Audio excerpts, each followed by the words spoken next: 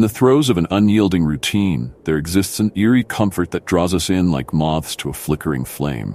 The mundane rhythm of everyday life can trick us into a soothing stupor, but beneath that veneer of safety, chaos can simmer, threatening to unravel our grasp on sanity. "You just need a getaway," I reassured myself as I loaded my trusty Jeep with essentials.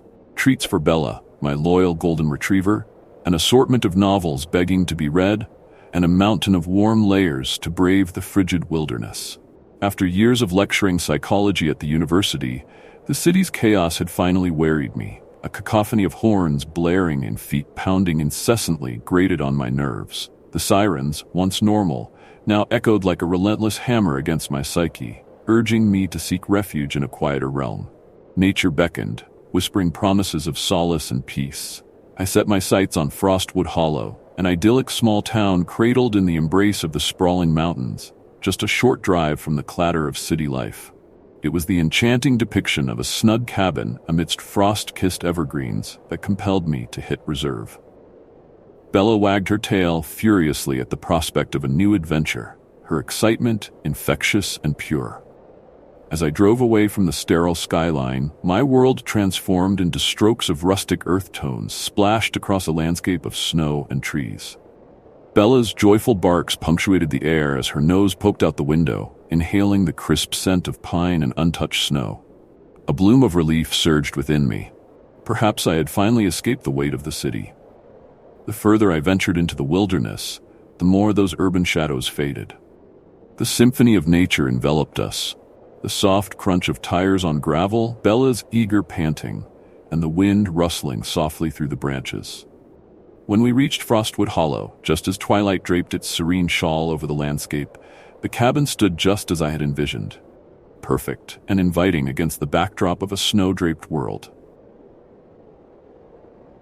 That first night unfolded like a cozy dream.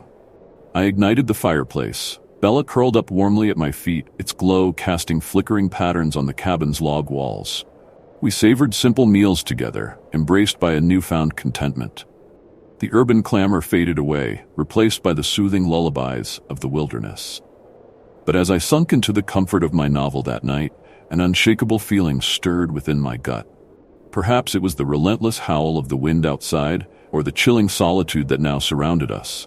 But something deep within suggested we were not entirely alone. Morning arrived, cloaked in a haunting silence. I was startled awake by Bella's quiet vigilance, her attentive gaze fixed to the frosted pane of glass. The blizzard had enveloped Frostwood Hollow, transforming the world into a monochrome wilderness. The beauty outside felt surreal, yet layered with an undercurrent of foreboding. "Time for a winter adventure, girl," I murmured while donning layers of clothing, my breath clouding in the air. The new snowfall glittered, and we ventured out into the ethereal landscape, Bella darting around like a bolt of golden lightning amongst the white. As we roamed the small town later, the charm of Frostwood Hollow was palpable. Friendly faces offered greetings, their warmth a sharp contrast to the biting cold. One elderly man named Harold even beckoned us into his home for a steaming cup of coffee and homemade pastries. Bella relished the attention, her gentle eyes sparkling as she received dog treats that seemed to fall ceaselessly from the old man's hands. That afternoon was spent savoring the simple pleasures of embracing a temporary haven. The cabin brimmed with quaint elegance, wooden beams crisscrossing the ceiling, flickering shadows dancing along the inviting hearth. But as night approached, something stirred within me, a sense of being delicately balanced on the edge of a precipice. The following days unfolded in haunting beauty, yet a creeping unease settled like frost upon my heart. Each time the wind gusted outside, it seemed to carry with it a whisper, a familiar sinister growl that echoed through the windswept trees. I brushed it aside. After all, nature had a way of playing tricks on the mind, did it not? That evening, as the storm surged anew, a strange scratch sounded against the cabin's wooden exterior. Bella, unusually alert, lay rigidly beside me on the rug. The sounds grew louder, a low growling that sent chills rippling through my very core. "It's just the wind," I repeated like a prayer, but the shadows in the corners of the cabin felt alive with unseen eyes. The night grew darker, and as I nestled deeper into my chair, unease gnawed at me. I secured the windows and doors, a flicker of sanity and survival instinct battling against the gripping fear taking hold. Sleep was elusive, my ears straining to distinguish the storm from something more sinister lurking just beyond our fragile barrier. The next morning, the storm had intensified. The world outside was a bled canvas of white. Bella's whines punctured the silence, her instincts honed, as if she too recognized that we were ensnared in a waking nightmare. I attempted the landline for help, only to be met with static, our connection to the outside world severed. The day dragged on, marked by the echoes of scratching against the log walls and intermittent growls that chilled my blood. I tried to rouse Bella, both of us meandering around the cabin and putting together supplies, like survivors seeking a means of escape. Each scrape became a countdown to something unfathomable, lurking just beyond our flimsy promise of safety. That night, the growl rumbled through the cabin again, racing along my spine like ice. It was accompanied by a crash, a window shattering, gale-force winds attempting to invade the sanctity we had built. Bella barked furiously, a primal sound of warning that reverberated through the cabin, challenging whatever prowled outside. With each sound came a rush of dread as I fumbled for whatever mad-hift weapon I could find, a fireplace poker, cold and heavy in my hands. Fear coursed through me, both for myself and for Bella, and together, we braced against the unknown that awaited us. The terror grew wild that night, clawing at our shared sanctuary until I felt utterly consumed by it. I couldn't tell where the growl ended and the wind began. Eventually, collapse came, as exhaustion clawed its way into my bones and I drifted into an uneasy slumber beside Bella. But tranquility would not come. As dawn broke through the grisly silence, it unveiled fresh terror. The cabin had transformed overnight. Marks, deep, claw-like, lined the door and windows, testaments of a sinister presence. My heart raced. We were no longer just on edge, we were prey. As day broke into an eerie glow, I readied myself. I had to venture outside to confront whatever hunted us. As I opened the door, Bella bolted ahead, bounding through the thick snow. The exterior world was blanketed in beauty, yet it felt tainted. Each step felt both exhilarating and terrifying, my instincts on high alert. After gathering firewood, the malevolent symphony began again. Growls echoed between the trees, hunger woven into their vibrancy. I returned to the cabin, heart hammering in my chest. The claw marks felt like a countdown reaching its finale, and we were but mere actors in a foreboding play. That night crept forth like a vengeful specter, and we felt the stirrings of a predatory dance outside. Echoes of scratching became a chorus, clawing at our sanctuary with increasingly frantic fervor. Bella whimpered, and I held her close, the warmth of her fur offering solace against the growing gloom gnawing at my insides. The cabin trembled under the weight of the blizzard, and I peered out through the frost-laden glass. There, lurking just at the forest's edge, was a silhouette, large, shadowy, and undeniably menacing. Desperation ignited within me as I fortified the windows with every kind of barrier I could think of. Yet I knew it wouldn't be enough. In the small hours of the morning, a cacophony erupted. The walls shook under the force of a haunting growl coursing through the cabin, scratching and scraping until I felt it deep in my soul. Bella cried out, her fierce loyalty urging her defense even as terror rippled down my spine. I could see it then. The beast stood poised against the door, its keen, predatory eyes fixed upon us, glinting with malicious intent. Frozen between fear and a rush of courage, I stood beside Bella as the weight of my decision pressed down on me. The door splintered under the weight of an impact, splintering. I thrust the poker forward, ready to fight as I propelled myself between the monster and my loyal companion. With every ounce of strength, I lunged forward, driving the iron into the creature's side. It roared, a sound steeped in pain and anger, as I struck again, Bella's fierce growl adding force to my resolve. Together we faced this dark horror encroaching upon our fragile sanctuary, throwing ourselves into a primal fight for survival.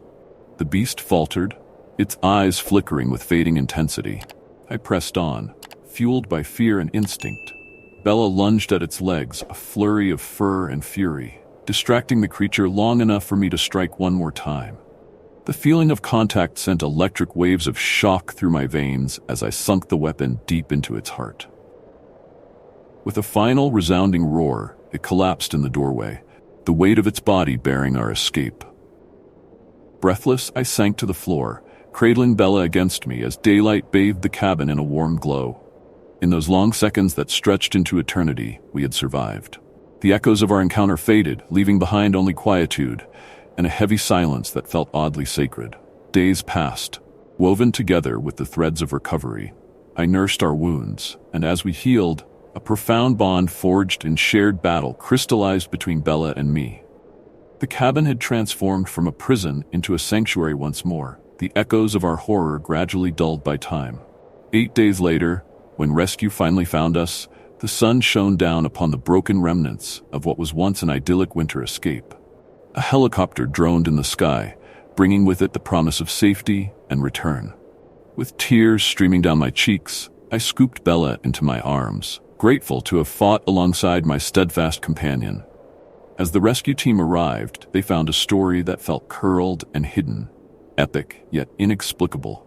The cabin lay shrouded in remnants of our struggles, but as we vanished from Frostwood Hollow, we took a truth that was uniquely ours. The knowledge that for better or worse, we had faced the darkness, and we had emerged together. Life resumed around us. The noise of civilization came rushing back in, but the bond Bella and I had formed stood unyielding amidst it all. It became an untold legend, shared in whispers, a chilling tale of a man and his dog who confronted their fears and emerged victorious from the heart of the storm. And even as life took on its familiar rhythm once more, there remained a profound truth. Wherever we went, the memory of our harrowing journey lingered, a testament to the resilience of love and the haunting silence that resonates within Frostwood Hollow.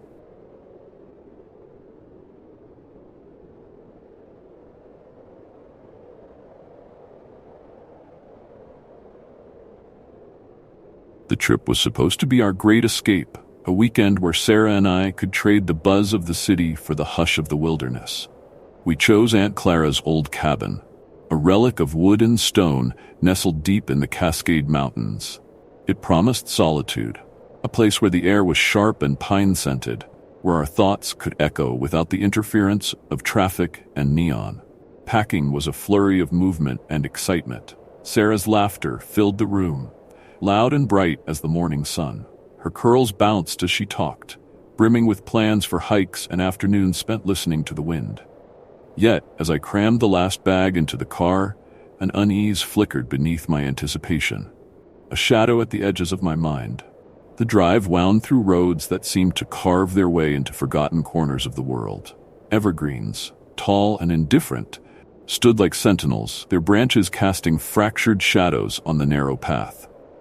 Sarah's playlist rolled over us, a mix of upbeat songs and wistful ballads, but it wasn't enough to shake the feeling growing in my chest as we drove deeper into the mountains. Then the sky darkened, clouds massing like an army. The air shifted, colder, stiffer, almost like a warning. I tightened my grip on the steering wheel. "Looks like snow's coming," I said, half hoping for reassurance. "It'll be beautiful," Sarah countered, her smile unwavering, but I caught the briefest flicker of uncertainty in her eyes. It was then that the first flakes began to fall, delicate and slow. They thickened, swirling in a frenzy until the road ahead disappeared into a blank canvas of white. The car heater chugged as we strained to see through the windshield, the defroster losing its battle against the rising storm. The snow fell heavier, turning the world into a labyrinth of silence and shifting shapes. My pulse quickened, thundering in my ears. "Keep looking for a sign, anything that can guide us," I said, my voice tinged with desperation. Sarah pressed her face to the window, peering into the blur. Then she gasped and pointed. Ahead, barely visible through the slanting snow, loomed an old ranger station. Relief crashed over me, mingled with a cold dread that wouldn't be shaken. The station's door creaked open under our weight, a sound that seemed far too loud in the suffocating quiet. Inside, a thin, ghostly light filtered through dusty windows. The only soul was a gaunt, weathered ranger seated behind a worn counter. His eyes, milky and distant, lingered on us too long before drifting away. I shivered, though the room was warm compared to the frozen world outside. "Just passing through," I said, more to break the silence than anything. The ranger didn't respond, his gaze fixed on some point behind us, as if listening to something we couldn't hear. We left as quickly as we could, Snow following us like a silent, stalking shadow. By the time we reached the cabin, the storm had grown monstrous, burying the trees and smothering sound. I built a fire, its glow spilling over the wooden walls, but even that seemed dim and uncertain. Outside, the wind's voice rose and fell, whispering and shrieking like an untamed thing. Then, just as the clock's hands crept past midnight, I saw it. A figure at the edge of the clearing, almost human but wrong, silhouetted against the trees. It stood unnaturally still, watching. "Sarah," I said, the word barely more than a breath. She joined me at the window, eyes widening as she followed my gaze. "Is that someone out there?" she whispered. The shadow shifted, pulling back into the darkness as if sensing our stare.